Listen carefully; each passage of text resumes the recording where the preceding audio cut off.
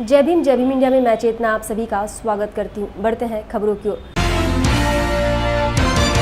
विपरीत परिस्थितियों को मात देते हुए नारी शिक्षा, विवाह और सामाजिक कुरीतियों पर संघर्ष करने वाले महात्मा ज्योतिबा फुले और राष्ट्र की प्रथम शिक्षिका सावित्रीबाई फुले को भारत रत्न देने की मांग मिर्जापुर की सांसद अनुप्रिया पटेल ने लोकसभा में की है। धन्यवाद अध्यक्ष महोदया। मैं सरकार का ध्यान 19वीं शताब्दी के उस महान समाज सुधारक महात्मा ज्योतिबा फुले के योगदान की ओर आकृष्ट करना चाहती हूं, जिन्होंने अपना पूरा जीवन अछूतोद्धार एवं नारी शिक्षा के लिए समर्पित किया। उस दौर में मानवता पर कलंक के रूप में अस्पृश्यता जैसी कुरीति विभत्स रूप में समाज में फैली हुई थी और स्त्रियों की शिक्षा को लेकर समाज में उदासीनता थी। महात्मा ज्योतिबा फुले ने समाज को इन कुरीतियों से मुक्त कराने का बीड़ा उठाया। अछूतोद्धार के लिए उन्होंने सत्यशोधक समाज की स्थापना करके समाज में नए चिंतन को पैदा किया और इसलिए 1888 में उनके इस भाव को देखकर उन्हें महात्मा की उपाधि से भी नवाजा गया।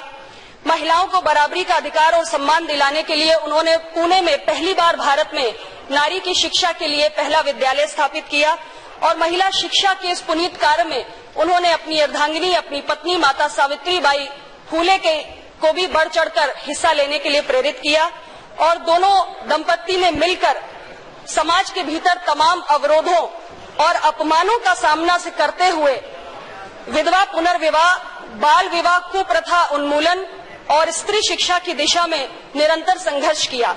विपरीत परिस्थितियों में समाज के शोषित और कमजोर वर्गों के लिए तथा स्त्रियों के उत्थान के लिए इस दंपत्ति ने जो योगदान दिया, उसके लिए वो भारत रत्न जैसे पुरस्कार के हकदार हैं। मेरा सरकार से आग्रह है कि उन्हें श्रद्धांजलि स्वरूप और समाज में प्रेरणा स्वरूप स्थापित करने के लिए महात्मा ज्योतिबा फुले एवं उनकी पत्नी माता सावित्रीबाई फुले को, इस दंपत्ति को भारत रत्न जैसे पुरस्कार से सम्मानित किया जाए। बहुत बहुत धन्यवाद। कोल्हापुर महानगर पालिका में इस वक्त हड़कंप मचा हुआ है। महापौर अश्विनी रमाने सहित 7 नगर सेवकों के जाति संबंधित प्रमाण पत्र अवैध पाए गए। बोगस प्रमाण पत्र दिखाकर चुनाव लड़ने वाले इन नगर सेवकों को अपने पदों से निष्कासित किया गया। कोल्हापुर विभागीय जांच समिति ने सभी नगर सेवकों के दस्तावेजों की जांच पड़ताल की, जिसके बाद महापौर अश्विनी रमाने सहित 7 नगर सेवकों के जाति प्रमाण पत्र अवैध पाए गए। इसकी सूचना महानगर पालिका प्रशासन को मिलते ही इन नगर सेवकों को पदों से निष्कासित कर दिया गया। कांग्रेस पक्ष के अश्विनी रमाने, दीपा मगदूद, वृक्षाली कदम और संदीप नेजदार सहित 3 नगर सेवकों के नाम सामने आए हैं। यह घटना झूठे प्रमाण पत्र दिखाकर चुनाव लड़ने वालों के लिए एक सबक साबित हुई है। लास्ट ईयर कोल्हापुर महानगर पालिका का इलेक्शन हुआ, उसमें जात पड़ताल के बारे में हमने कमेटी के पास 33 लोगों का एप्लीकेशंस भेजे था। उसमें आज तक पूरा आ गया, आज 5 लोगों का आ गए। उसमें मेयर अश्विनी रमाने का इनवैलिड करके जांच पड़ताल समिति ने निर्धारित करके हमारे पास भेज दिया। वो उसके अनुसार हम अहवाल कार्रवाई करना और टोटल 33 पैकी 13 लोकांच्या अगोदर आमच्याकडे ये अहवाल आया था। अभी जो उर्वरित 20 लोकांच्या पैकी 7 लोग इनवैलिड म्हणून आलेले, उर्वरित वैलिड लोकांच्या मी राज्य स्टेट गवर्नमेंट को भेज के उधर से कार्रवाई करने के लिए हम प्रस्ताव भेज रहे हैं। बुल्ढाना जिले में बुद्ध भीम जयंती महोत्सव के उपलक्ष्य में समाज में उल्लेखनीय कार्य करने वाले लोगों को पुरस्कार प्रदान कर सत्कार किया गया। इस दौरान बाबा साहब के आंदोलन को जन जन तक पहुंचाने के लिए गायकों ने अपनी कला के माध्यम से कार्य करने की बात अतिथियों ने कही। बाबासाहेब आंबेडकरांची चळवळ जी आहे आता ती मेहकर नगरीमध्ये नाही राहिली। हे निळं वादळ जे या मेहकर नगरीमध्ये आलंय त्याचं सगळं श्रेय इथल्या तुमच्या सगळ्यांना जातं आहे, इथल्या आयोजकांना जात आहे। परंतु मी आपल्याला सांगू इच्छितो, हे जे निळं वादळ आहे ते मेहकरच्या पलीकडे गेलेलं आहे। हे निळं वादळ आता बुलढाण्याच्याही पलीकडे क्रॉस केलेलं आहे। बाबासाहेबांचं निळं वादळ आता बुलढाण्यातच नाही राहिलं तर ते मुंबईपर्यंत गेलं। केवळ ते मुंबईपर्यंतच नाही राहिलं तर ते आता महाराष्ट्राच्या बाहेर गेलं। बाबासाहेबांच्या विचाराचं निळं वादळ केवळ आता महाराष्ट्राच्या बाहेरच नाही गेलं मित्रांनो, तर ते भारताच्या संसदेमध्ये आता ते गुंजन घालत आहे. आणि केवळ भारतातच नव्हे तर बाबासाहेब आंबेडकरांच्या विचाराचं हे निळं वादळ आहे ते आता युनो मध्ये गेलेलं आहे. म्हणून बाबासाहेब आंबेडकर आता सार्वत्रिक झालेला आहे. भाजीत भीम आहे, रोटीत भीम आहे, लाखात काय म्हणता कोटीत भीम आहे. भीमा नदीचे पाणी गेले अशा ठिकाणी, भीमा नदीचे पाणी गेले अशा ठिकाणी, त्या गावच्या नळाच्या तोटीत भीम आहे, त्या गावच्या नळाच्या तोटीत भीम आहे. इतका भीम आता सर्वत्र मित्रांनो पसरलेला आहे. जो संचार त्याचा सर्वत्र झालेला आहे. भारताचे पंतप्रधान यांना पुन्हा पुन्हा म्हणावं लागतंय की मी जो काही पंतप्रधान झालेलो आहे ते केवळ आणि केवळ आणि केवळ बाबासाहेब आंबेडकरांच्या मुळे, त्यांनी दिलेल्या संविधानामुळे. मला बोलण्यासारखं खूप आहे आणि मला माहिती आहे की मेहकरची जी मंडळी आहे ती अत्यंत जाणकार आहे, हुशार आहे आणि चळवळीवरती त्यांचा विश्वास आहे. आंबेडकरी विचारावरती त्यांचं अतूट प्रेम आहे हे मी ते पदोपदी जाणवलेलं आहे. परंतु आपणा सगळ्यांना भाषणापेक्षा आता कलावंतांची गरज आहे. तुम्ही आणि मी बाबासाहेबांचे जे विचार आहेत ते कलेतून ऐकलेलं आहे, गाण्यातून ऐकलंय, भजनातून ऐकलेलं आहे. म्हणून या ठिकाणी अनिरुद्ध बनकर जे महाराष्ट्राचं निळं वादळ बनवून फिरताय ते असतील, किंवा इथे जे संगीताचे आणि गाण्याचे दादा बसलेले आहेत असे ते नागसेन दादा सावदेकर असतील, किंवा आनंद शिंदे असतील, किंवा बाबासाहेब आंबेडकरांची गाणे म्हणणारी अनेक जे गायक असतील, प्रतापदादा बोदडे असतील, वामनदादा कर्डक असतील, या सगळ्यांनी माझं असं मत आहे की बाबासाहेब आंबेडकरांची जी चळवळ आहे ती साहित्यापेक्षा, साहित्याने तर त्यांचं काम केलंच आहे. आज साहित्यकांचे पुरस्कार या ठिकाणी देण्यात आलेले आहेत. साहित्यकांनी तर आपलं काम केलेलंच आहे. विचारवंतांनी देखील शिक्षण घेतल्यानंतर आपलं काम केलेलंच आहे. परंतु बाबासाहेब आंबेडकरांची चळवळ विचारवंतांनी नव्हे तर ती कलावंतांनी खेडोपाडी आणि सगळ्यांच्या मध्ये पोहोचवलेली आहे. म्हणून बाबासाहेब आंबेडकर स्वतः म्हणायचे की माझ्या 10 सभा एकीकडे आणि वामनदादा तुमचं एक गाणं एकीकडे. म्हणून आपल्याला जे काही सांगायचं आहे ते सगळं गाण्यामधून आपल्याला ऐकायला छान वाटतं. आणि मी आता सांगू इच्छेल, आपल्या सगळ्यांना कल्पना आहे की आंबेडकरी समाजानं आता एक ठेका पकडलेला आहे. बाबासाहेब आंबेडकरांच्या चळवळीला एक आता ताल आलेला आहे, एक आता वेग आलेला आहे, एक गती आलेली आहे. आणि एक जो बाबासाहेब आंबेडकरांच्या गाण्याचा जो एक स्पीड आहे त्या स्पीडमध्ये ही चळवळ आता पुढे निघालेली आहे. डॉक्टर बाबा साहब अम्बेडकर की 125वीं जयंती और तथागत गौतम बुद्ध इनकी जयंती के उपलक्ष्य पर पारिवारिक धम्म संगोष्ठी तथा लॉर्ड बुद्धा टीवी चैनल के संयुक्त तत्वाधान में भव्य विद्यार्थी मार्गदर्शन सम्मेलन का आयोजन नागपुर के दीक्षा भूमि पर 14 मई को किया जा रहा है। ऐसी जानकारी लॉर्ड बुद्धा टीवी के संचालक भैयाजी खैरकर, सचिन मून तथा पुष्पा बौद्ध इन्होंने पत्रकार परिषद में दी। मुझे लगता है पारिवारिक धम्म संगोष्ठी, बौद्ध महिला मैत्री संघ, इनके सभी पदाधिकारी यहाँ पर उपस्थित है। आदरणीय पुष्पाताई बौद्ध और आप सभी खांडेकर ताई। अब पहला परिचय, इसलिए बहुत सारे बहनों का नाम मुझे मालूम नहीं, लेकिन ताई कई दिनों से लॉर्ड बुद्धा टीवी की स्थापना से हमारे साथ जुड़ी है और कई प्रोग्राम में हमने साझा कार्यक्रम साथ में किया। तो मुझे लगता है कि ताई 1 महीना पहले से मेरे संपर्क में थी। तो मैंने कहा ताई ये 14 अप्रैल का समारोह जो है वो भारत में देश विदेश में मनाया जा रहा है। लॉर्ड बुद्धा टीवी 30 राज्यों में। मेरी तो बाबा साहब की जयंती 19 मार्च से शुरू हो गई थी, पहला कार्यक्रम। तो 19 मार्च से लेकर तो 5 जून तक मेरे पीछे कार्यक्रम है। मैंने कहा ताई को कि 14 अप्रैल के बाद में कोई फंक्शन लगाइए। कि ताई ने ऐसा विषय कान पे रखा कि इन विषयों पर कभी चर्चा नहीं होती। आप सभी महिलाएं अपने अपने बच्चों के लिए सभी महिलाएं काम करती है कि नहीं? तो लेकिन अब तो समाज के बच्चों के लिए भी करना है। तो हम अपने साथ सब बाबा साहब की बेटियां यहाँ पर जितने भी उपस्थित है, तो मुझे लगता है कि अपने साथ साथ हम समाज के बच्चों के लिए भी हम काम करें, बराबर है। और ये प्रथा अपने में हुई नहीं अभी तक। बाबा साहब ने सबसे पहले महिलाओं को आंदोलन में खड़ा किया था। 1927 में पहली बार बाबा साहब ने महिलाओं को खड़ा किया था। नागपुर में पहली परिषद 1942 में हुई थी। मैं ताई से कभी चर्चा करने वाला था कि उसकी याद में वो बहुत अलग अलग यादें हैं, लेकिन ये भी ऐसा पहला प्रयास होगा कि महिलाओं ने विद्यार्थियों के आंदोलन के लिए, क्योंकि महिला आखिर माँ होती है, बराबर है, वो सारे समाज की माँ होती है, इसलिए समाज के करोड़ों करोड़ों बच्चों को आज इस भटके हुए युग में युग भटका रहा है, चाहे मीडिया भटका रहा है, राजनीति इस देश की भटका रही है।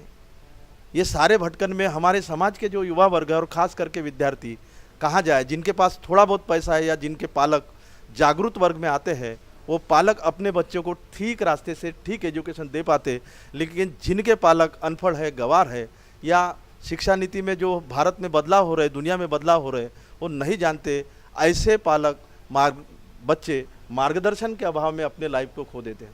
हम इस आयोजन के तरफ इस तरह से देखते हैं कि ये आयोजन दो तरह से होगा। एक तो अधिकारी ये जो काम कर रहे हैं, जिन लोगों ने स्पर्धा परीक्षाओं में भाग लेकर अच्छे पदों पर हासिल किया, तो ये स्पर्धा परीक्षाओं का मुझे लगता है एक वक्ता एयर इंडिया से है हमारे पास में, एक पुलिस से है, एक इनकम टैक्स से है, एक एडवोकेट है, तो मुझे लगता है हर क्षेत्र के वक्ता बुलाने की हमने कोशिश की है पुष्पाताई ने, इसलिए पुष्पाताई का भी हम धन्यवाद देंगे। मीटिंग में भी हमारी चर्चा हुई थी कि ये लोग खुद स्पर्धा परीक्षाओं में भाग लेकर ये लोग आगे गए हैं, तो ये हमारे लिए आने वाले जो बच्चे होंगे या टीवी द्वारा सुनने वाले जो बच्चे होंगे, तो ये अपना अनुभव बताएंगे और अपना अनुभव बताकर ये बच्चों के जीवन में कुछ तो मार्गदर्शन होगा। देश में बहुजनों को शिक्षा से दूर रखने के लिए शिक्षा का निजीकरण किया गया है। व्यावसायिक व उच्च शिक्षण संस्थाएं पैसे के बलबूते पर ज्ञान को सीमित रखना चाहती है। ऐसे में शिक्षा का निजीकरण करने वाले और पूंजीवादी व्यवस्था को विद्यार्थियों की ताकत दिखाने के लिए भव्य विद्यार्थी मार्गदर्शन सम्मेलन आयोजित किया जा रहा है। आयोजित इस पत्र परिषद में आयकर आयुक्त धनंजय वंजारी, एयर इंडिया के हेमंत सुटे, डॉक्टर प्रकाश वाघमारे, बार्टी के पूर्व संचालक डॉक्टर परिहार, फिल्म समीक्षक गिरीश वानखेड़े और युवा अधिवक्ता स्मिता कामड़े सहित कई लोगों की मौजूदगी देखी गई। जालना जिले के भोकरदन तहसील में पिंपड़गांव में श्रामनेर शिविर और बौद्ध धम्म जागृति सम्मेलन संपन्न हुआ और धम्म के संस्कारों को आम्बेडकरी अनुयायियों तक पहुंचाने के उद्देश्य से यह उपक्रम चलाया गया। इस कार्यक्रम में राजरत्न आम्बेडकर और अशोकराव आम्बेडकर मौजूद थे। पिंपड़गांव में आयोजित श्रामनेर शिविर और बौद्ध धम्म जागृति सम्मेलन की शुरुआत भिक्खु संघ ने धम्म रैली निकाल कर की, जिसमें आम्बेडकर अनुयायी भी शामिल हुए। भंते संघरत्न थेरो की उपस्थिति में उपासक उपासिकाओं को त्रिशरण पंचशील के महत्व को बताया गया। इस शिविर में 61 बच्चे श्रामनेर बने। इस दौरान बुद्ध धर्म के महत्व को राजरत्न आम्बेडकर ने उपस्थित लोगों के सामने रखा। सुखद विद्येने काय देते, तृष्णा देते, आणि तृष्णेच्या नंतर काय होते, उपादान होते, क्रम आहे। परंतु इथे वेदना पच्चया तन्ना न होऊ देता बौद्ध उपासक, बौद्ध उपासिका, बौद्ध गृहस्थ, बौद्ध बांधवानी वेदना पच्चया पय्या काय करायला पाहिजे, वेदनेचं ज्ञान असं त्याला परिपूर्ण माहित असलं पाहिजे। वेदना काय करते, वेदनेमुळेच तर सर्व खेळ चालत आहे। मग या वेदनेला ओळखता का, त्याचा परिचय म्हणजे बुद्धाच्या धम्माशी अपरिचित, अविनीत, अशिक्षित काही काही लोक असतात। त्यांचे म्हणजे जे अश्रद्धावान लोक आहेत त्यांना श्रद्धावान बनविण्यासाठी हे शील देत असतात। आणि शील घेतल्यानंतर कसा सांभाळ करायला पाहिजे ही जबाबदारी ज्याची त्याच्यावर आहे। परंतु माराच्या प्रभावाखाली म्हणजे लोभाच्या प्रभावाखाली, द्वेषाच्या प्रभावाखाली, मोहाच्या प्रभावाखाली जे लोक त्या जाळ्यात अडकलेले आहेत, जे आंधळे आहेत दोन्ही डोळ्याने, कोणी कोणी एका डोळ्याने आंधळा आहे आणि कोणी दोन्ही डोळे असलेला आहे। ब्रेक के बाद रुक करते हैं फिर एक बार खबरों की ओर। अकोला जिला में अब गांव में पुलिस पाटिल की जगह महिलाएं भी लेंगी। हाल ही में पुलिस पाटिल की सभा का आयोजन किया गया। इस सभा में महिलाओं को 30% आरक्षण देने का ड्रॉ निकाला गया, जिसके तहत 15 महिलाओं के पद शीघ्र ही भरे जाएंगे। पाटील पद जे रिक्त आहेत त्या रिक्त पदापैकी बिंदू नामावलीप्रमाणे जे आरक्षण करण्यात आलं होतं त्यापैकी समांतर आरक्षण म्हणून महिलांना 30% आरक्षणाची सोडत प्रक्रिया आज या ठिकाणी करण्यात आलेली आहे। एकूण आपल्याकडे अकोला तालुक्यामध्ये 47 पदं या ठिकाणी भरायची आहेत। त्यापैकी एकूण 15 पदे या ठिकाणी महिलांकरता आरक्षित करण्यात आलेली आहे आणि त्या आरक्षणाची सोडत पद्धतीने चिठ्ठ्या काढून या ठिकाणी जाहीर करण्यात आलेल्या आहेत आणि लवकरच पोलीस पाटील पद भरती करता या ठिकाणी जाहीरनामा प्रसिद्ध करण्यात येईल। तरी इच्छुक व्यक्तींनी त्या ठिकाणी नॉमिनेशन अर्ज त्या ठिकाणी भरण्याची कारवाई करू शकतील। उत्तर प्रदेश में सूखे की मार झेल रहे किसान ने आत्महत्या की। मृतक किसान पर भुखमरी की नौबत आई थी। परिवार का पालन करने में भी यह सक्षम नहीं होने से जहरीली दवा खा ली। उसकी मौत अस्पताल ले जाते समय हो गई।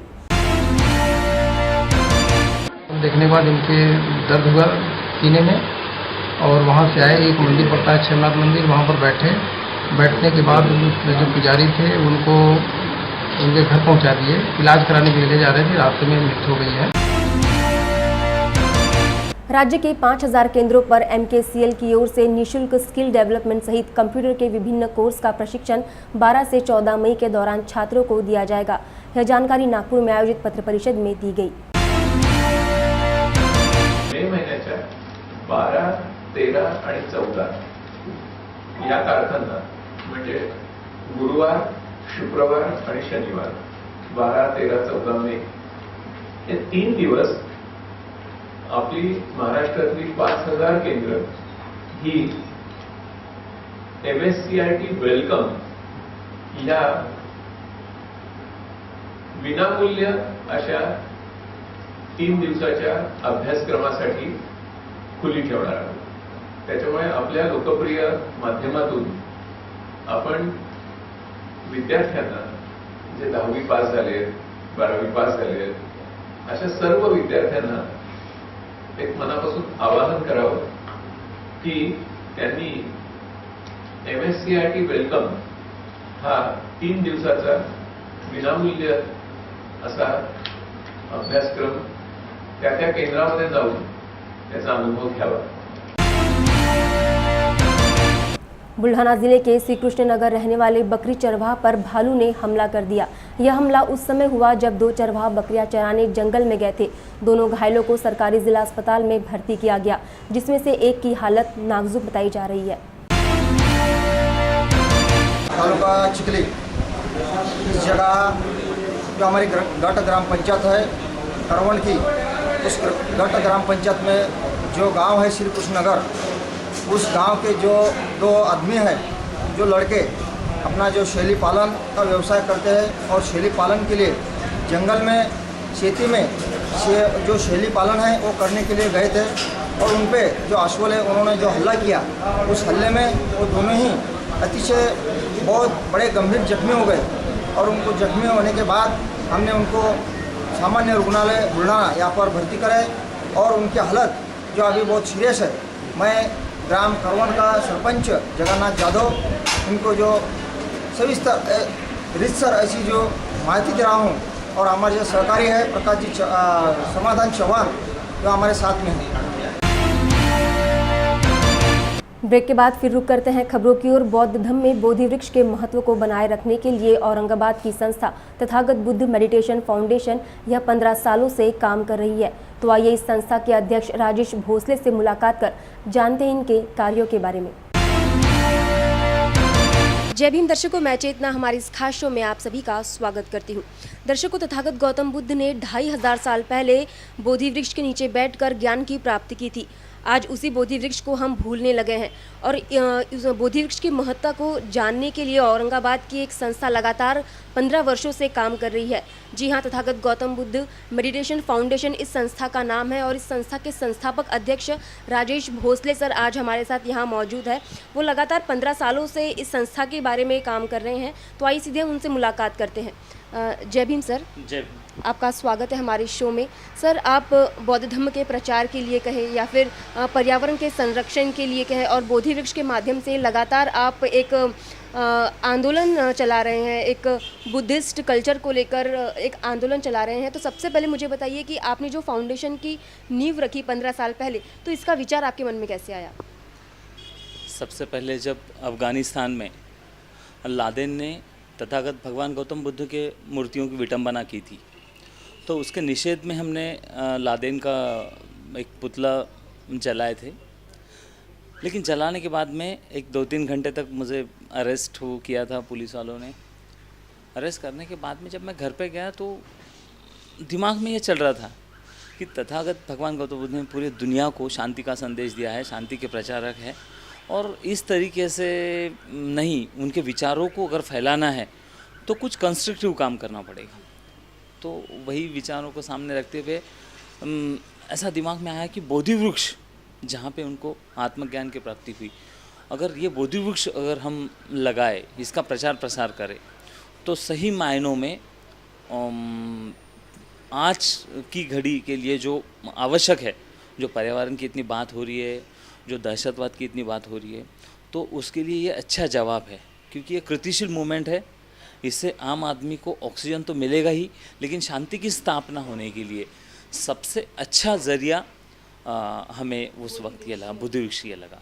सर, 15 साल हो गए आपकी फाउंडेशन में, किन किन लोगों ने आपको सहयोग किया और क्या क्या अड़चनी आई? क्योंकि एक ऐसी विचारधारा को सामने लेके जाना, एक ऐसा विचार भी करना एक बहुत सकारात्मक पहल है हमारे समाज के लिए।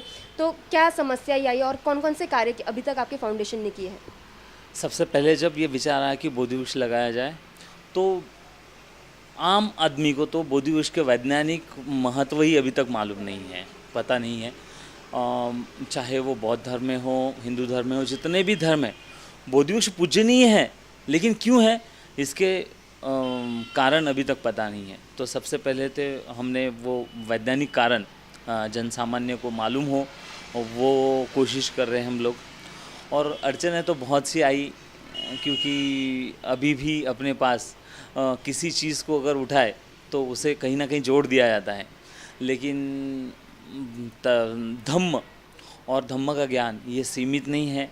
जब ये दिल में पक्का था तो फिर ये छोटी मोटी अड़चनें तो कोई मायने रखी ही नहीं। लेकिन अभी इसमें औरंगाबाद ज़िले के आयुक्त थे माननीय हर्षदीप कांबळे साहब, डॉक्टर निखिल गुप्ता साहब, विजय जी वाघमारे, ऐसे बड़ी बड़ी हस्तियों ने इस आंदोलन को बहुत सराहा है, बहुत उसकी तारीफ़ भी की है। उन्होंने खुद आके इसमें सहभाग दिया है।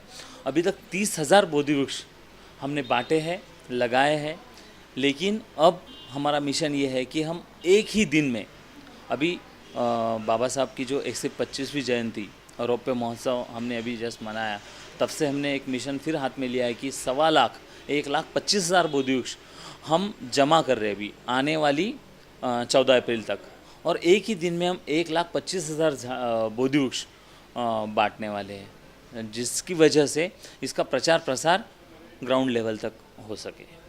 जी हाँ, इसीलिए मैंने कहा कि यकीनन पर्यावरण की जो हालत आज बनी हुई है, सूखा पड़ा हुआ है, यहाँ पर जो किसानों को जो परेशानियाँ हो रही है, उसे देखकर और एक बौद्ध धर्म के प्रचार प्रसार के लिए जो आपने पहल की है, यकीनन वो तारीफ़ के काबिल है। सर, साथ में आपने एक नया जो है उपक्रम भी चलाया है, बोधि वृक्ष आमचादारी, यानी बोधि वृक्ष हमारे आंगन में, एक ऐसा आपने चलाया है। तो उसके पीछे की क्या आपकी परिकल्पना क्या थी और उसको आगे चलाने का क्या उद्देश्य था आपका? बोधि वृक्ष माझादारी, बोधि वृक्ष मेरे आंगन में, ये संकल्पना ऐसी है कि हम हर इंसान को बोधि वृक्ष से जोड़ना चाहते हैं। वो सिर्फ ना बोले नहीं, ये कृति अभियान है। तो अगर वो कहता है कि यस मैं बुद्धिस्ट हूँ, मैं तथागत भगवान गौतम बुद्ध के विचारों को मानता हूँ, मैं उनके विचारों को फैलाना चाहता हूँ, तो ये सिर्फ बोल के नहीं होगा, इसे हमें कृति में लाना होगा। ये एक मूवमेंट है। तो इसीलिए अगर हम अपने घर के पास लगाते हैं, अभी पुराने ज़माने में था कि चलो कोई पौधा घर में लगाते हैं, उसे संजो के रखते हैं, लेकिन उसका दायरा छोटा था। और जब मैं इसको तथागत भगवान गौतम बुद्ध के धम्म से जोड़ता हूँ तो मैं ऐसा समझता हूँ कि तथागत का ज्ञान ये सर्वव्यापी है, ये बड़ा है। हाँ, तो इसलिए बोधि वृक्ष भी बड़ा है। तो अगर हम अपने आंगन में लगाएंगे तो हम उससे पर्सनली अटैच तो होंगे ही, लेकिन उसके साथ साथ हम अपने घर में अपने बच्चों को एक अच्छा हेल्दी वातावरण उनको हम दे सकते हैं, क्योंकि इसके वैज्ञानिक महत्व अनगिनत है। वो रक्त के शुद्ध के लिए अच्छा है, आपके मेडिटेशन के लिए सबसे अच्छा है, आपको त्वचा रोग से बचाता है, स्त्रियों के जितने भी जेन्युइन प्रॉब्लम्स है उसके सबसे अगर उसका आयुर्वेदिक महत्व बोधि वृक्ष में सबसे ज़्यादा है। और उससे भी बढ़िया और सबसे अच्छी बात है कि 24 घंटे आपको ऑक्सीजन देता है। तो अगर हम अपने आंगन में लगाएंगे, अपने घर के आंगन में लगाएंगे तो हम पर्सनली अटैच हो सकेंगे और हम दुनिया को बता सकेंगे कि हम जैसा बोलते हैं वैसा कर रहे हैं। और ये जब बोधि वृक्ष हमारे आंगन में लगेगा तो ये पूरी दुनिया को अच्छा ऑक्सीजन देगा। तो अच्छे ऑक्सीजन के साथ साथ भगवान बुद्ध के धम्मों को हम बहुत कहीं गुना आगे बढ़ा सकते हैं। सर, बोधि वृक्ष जो है उसमें एक वैज्ञानिक तथ्य छुपा हुआ है, इसीलिए तथागत गौतम बुद्ध ने इतने सारे हजार वृक्ष हमारे आसपास होते हैं, उसमें से सिर्फ बोधि वृक्ष का उन्होंने चुनाव किया। लेकिन 15 साल से आप लगातार काम कर रहे हैं, तो लोगों के दृष्टिकोण में, उनकी सोच में क्या फ़र्क आया है? क्या उनमें अवेयरनेस बढ़ी है कि बोधि वृक्ष एक पीपल का वृक्ष क्या है? क्योंकि हिंदू धर्म में भी पीपल के वृक्ष की जो है वो पूजा की जाती है, बुद्धिस्ट कल्चर में भी इसे बोधि वृक्ष के तौर पे माना जाता है, लेकिन इसके वैज्ञानिक तथ्य से जो है वो आम लोग आज भी अनजान हैं। तो 15 साल में आपको लोगों की सोच में परिवर्तन कुछ दिखा है? ज़रूर।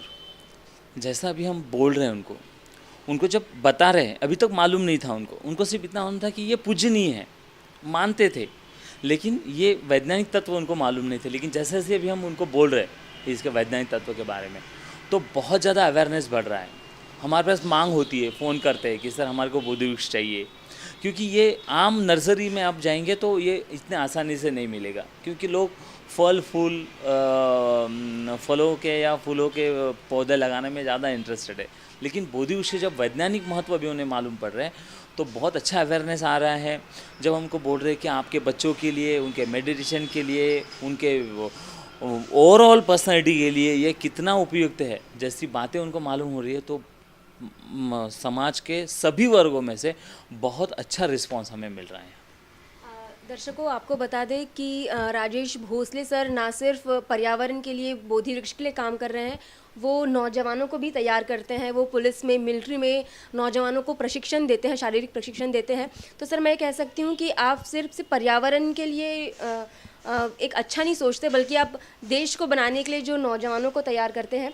सर, एक सवाल मैं आपसे करना चाहती हूँ, जैसे कि आपने अभी कहा था कि आपने 1,25,000 बोधि वृक्ष लगाने का संकल्प लिया है, तो इतने बड़े पैमाने पर जो है संकलन करना काफ़ी मुश्किल होता होगा, और उसको एक ही दिन में आप उसको लगाना चाहते हैं।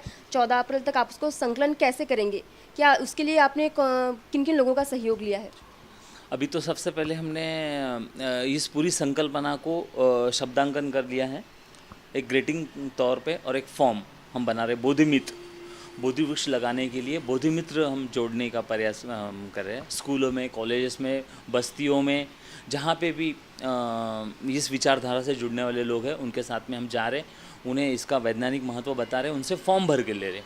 फॉर्म भरने के साथ साथ हमने बोधि वन बना रखा है पिछले 17 सालों में, जो जटवाड़ा हरसुल रोड के पास बोधि वन है, जहाँ पे बोधि वृक्ष आज 15 साल की साक्ष दे रहे इस अभियान की। और वो ऐसी जगह थी जहाँ पे अगर हम सब्बल वगैरह कोई भी औजार लेके जाए, अगर वहाँ मारते थे तो वो औजार टेढ़ा हो जाता था। ऐसे जगह पे वो बोधि वृक्ष उभर कर आए हैं, और वो वहाँ पे बहुत अच्छा बोधि वन वहाँ पे बन गया है। तो अभी हम बोधि वन की नर्सरी वहाँ पे बना रहे। उस नर्सरी में हम ये वृक्ष अभी नए बना रहे, और आने वाले साल भर में हम 1,25,000 का टारगेट पूरा कर लेंगे। लेकिन वो झाड़ तो हमें मिल जाएंगे, लेकिन उस हर झाड़ के साथ एक बोधि मित्र हम जोड़ना चाहते हैं, और वो भी जुड़ रहे। कॉलेज के युवा छात्र इसमें बड़े पैमाने पे आगे आ रहे, और जो हमारे ज्येष्ठ नागरिक है वो हमारे को इस सपोर्ट कर रहे माउथ टू माउथ फैलाने में। मैं किसी घर में चले जाता हूँ, उनको बताता हूँ इसके वैज्ञानिक तत्व, तो मुझे वो 4 लोग आगे कौन इसमें अभियान में जुड़ सकते, वो 4 नाम दे देते हैं। तो ये 4 गुना बढ़ रहा है और बहुत अच्छा काम चल रहा है। बिल्कुल, औरंगाबाद ये जो है लेनियों के लिए जाना जाता है, और आपका जब ये बोधि वृक्ष का जो वन तैयार हो जाएगा, वाटिका तैयार हो जाएगी, तो उसके बाद यकीनन पर्यटकों की जो संख्या है वो भी बढ़ जाएगी, और एक जो संदेश देना चाहते हैं आप वो भी लोगों तक पहुंचेगा। सर, जो हमारे जो दर्शक हैं जो देख रहे हैं ये कार्यक्रम, जिनको आपने बोधि वृक्ष के बारे में बताया, उसके वैज्ञानिक तथ्यों के बारे में बताया, उनसे क्या कहना चाहेंगे? जी, सबसे पहले तो मैं ये कहना चाहूँगा कि औरंगाबाद ज़िला ये पूरे दुनिया में वेरूळ और अजिंठा, जहाँ पे कि तथागत भगवान गौतम बुद्ध की लेनी है, और अगर दुनिया भर में अगर ये जाना जाता है तो सबसे पहले हम चाहते हैं कि वो जो रास्ता है औरंगाबाद से वेरूळ जाने वाला, एलोरा जाने वाला, औरंगाबाद से अजिंठा जाने वाला, इसके दुतरफा दोनों साइड में हम बोधि वृक्ष लगाना चाह रहे हैं। मतलब उसकी छाँव के नीचे आने के बाद में वो दुनिया का कोई भी पर्यटक हो, वो अगर आए तो उस बोधि वृक्ष की छाँव में वो वहाँ तक पहुँच जाए, वेरूळ अजिंठा तक, उसको पता ही ना चले कि मैं वेरूळ अजिंठा तक कब पहुँच गया। और जब वो इस तरीके से जाएगा तो इसका बहुत बड़ा इम्पैक्ट दुनिया में जाएगा, और जहाँ की बुद्ध का इतना बड़ा अपने पास हमारे गौरवशाली इतिहास है हमारा ये, हाँ, तो उसको हम प्रूव कर सकेंगे। अदरवाइज़ आने के बाद में रोड के हालात वगैरह देख के वो लोग बहुत नाराज़ हो जाते हैं, लेकिन अगर इस तरीके से पर्यावरण का और बुद्ध का संदेश हम देंगे तो सबसे बढ़िया बात पूरी दुनिया में जाएगी, क्योंकि आज पूरी दुनिया हम अनुयायी है बौद्ध के, तो हमारे तरफ बड़ी आशा से देख रही है। और आज किसी भी अगर कोई समस्या है तो उसका जवाब सिर्फ धम्म में है। तो सबसे बड़ी समस्या आज, वैसे तो बहुत समस्या है, लेकिन अगर ग्लोबलाइज पर्यावरण की समस्या जो जागतिक है तो उसका सही जवाब सिर्फ धम्म में है। तो अगर हम ये सबसे बड़ी बात है कि ये किसी जाति, धर्म या समाज से जुड़ी हुई नहीं है, ये एक जागतिक समस्या है। तो आप धम्म को लेकर, बौद्ध धम्म को लेकर उससे एक दूर करने का सबसे अच्छा आपने उपाय खोज निकाला है, मैं तो ऐसे कहूँगी। और साथ ही एक सोच कर, ये कल्पना करके ही बहुत अच्छा लगता है कि हम तथागत बुद्ध के विचारों का जो है एक छोटी सी वाटिका हम एक औरंगाबाद में आप जो एक वाटिका तैयार कर रहे हैं उसके रूप में हमारे सामने आएगी। सर, आप 15 साल से आपने इस पूरे वातावरण में जो है आपने समय गुजारा, और आपने कहा कि आप कुछ कविताएं भी करते हैं, तो उसके बारे में मैं सुनना चाहूँगी। ये कृतिशील अभियान है। ये जब काम करते रहा हूँ तो जब जिस विचारों में ढल जाता है आदमी, तो वही दिमाग में आता है, वही सोचता है, वही दिखता है, वही करने को दिल बोलता है। तो बौद्ध का ज्ञान तो इतनी छोटी सी बात में कह पाना बड़ा मुश्किल है, लेकिन जो भी मुझे ये अभियान के दौरान मेरे दिमाग में से निकला तो वो कविता ऐसी थी, बुद्ध को हर सांस में फैलाना है। बुद्ध का ज्ञान इतना महान है, इतना सुंदर है, इतना सत्य है, तो उसको हम बोल के अभी नहीं कर पाएंगे, तो उसको सांस में फैलाना है हर आदमी के। क्योंकि वो ऐसा, ये अभियान से पहले जब हम ये अभियान के बारे में सोच रहे थे या तो कर रहे थे, तो जब सोचा कि तथागत भगवान गौतम बुद्ध ने आज, जैसा आपने भी बोला कि बोधि वृक्ष के नीचे ही बैठे, वो किसी फूल के झाड़ के नीचे बैठ सकते थे, किसी फल देने वाले झाड़ के नीचे बैठ सकते थे, लेकिन वो सिर्फ बोधि वृक्ष के नीचे बैठे। उसका महत्व ये है, उसका कारण ये है कि हम बिना खाए बिना पिए हम 40 दिन ज़िंदा रह सकते, लेकिन हम बिना ऑक्सीजन के 2 मिनट भी ज़िंदा नहीं रह सकते। इसलिए बोधि वृक्ष का महत्व तो है ही। फिर अगर इतना बड़ा वैज्ञानिक महत्व तथागत ने, गौतम बुद्ध ने हमारे को बोला है, तो हमारा कर्तव्य बनता है कि उनके इस चीज़ को हर सांस में फैलाना है। तो इसका टाइटल ऐसा था कि भगवान बुद्ध को हर सांस में फैलाना है।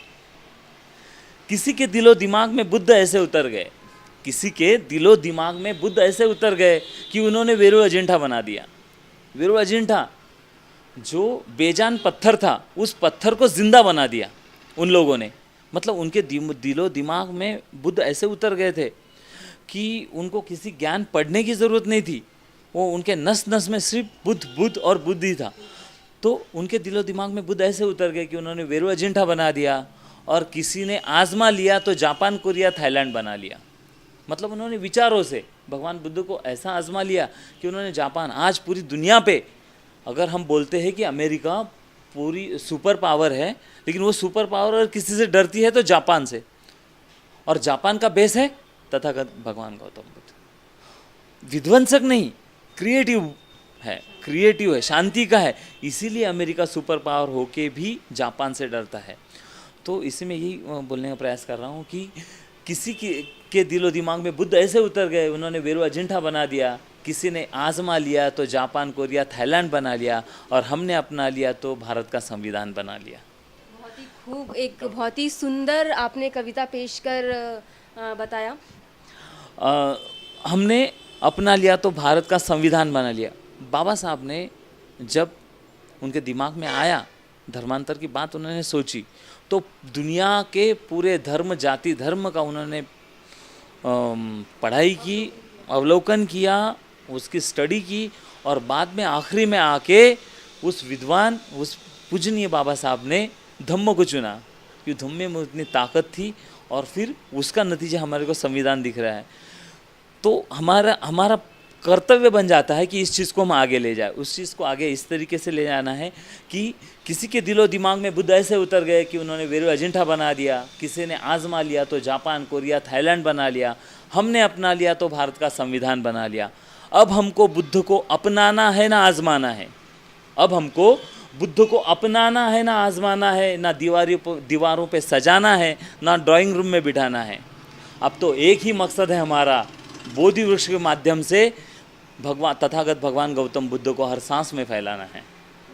बहुत सुंदर विचार आपने रखे हमारे दर्शकों के सामने, और एक नए विचार के साथ हमने राजेश भोसले सर से बात की।